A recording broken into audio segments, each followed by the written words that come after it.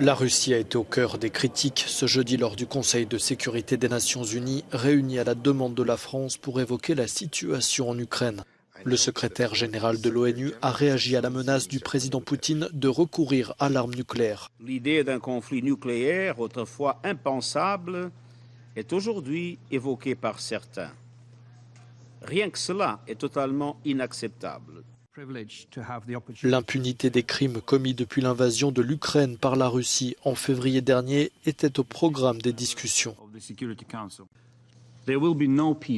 Il n'y aura pas de paix sans justice. Je souligne qu'aucun des crimes russes en Ukraine n'aurait été possible sans le crime d'agression contre l'Ukraine commis par les dirigeants russes. Il ne peut rester impuni. Et la seule façon possible de juger le président Poutine et son entourage est d'établir un tribunal spécial pour le crime d'agression contre l'Ukraine. Le face-à-face entre Russie et États-Unis a tourné au dialogue de sourds, chacun accusant l'autre d'impunité en Ukraine. Nous ne faisons plus confiance à la Cour pénale internationale. Au cours des 8 dernières années, nous avons attendu pour rien concernant la lutte contre l'impunité en Ukraine. Et nous ne comptons pas sur la justice de cette institution ni sur celle d'autres institutions internationales.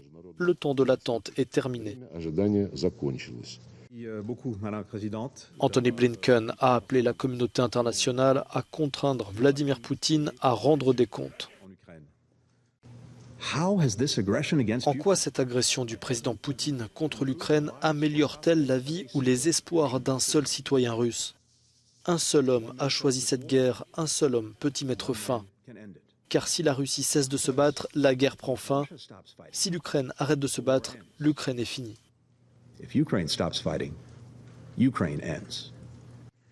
Les ministres des Affaires étrangères chinois et indiens, dont les pays sont traditionnellement des alliés de Moscou, ont défendu l'intégrité territoriale de l'Ukraine et prôné le dialogue comme solution.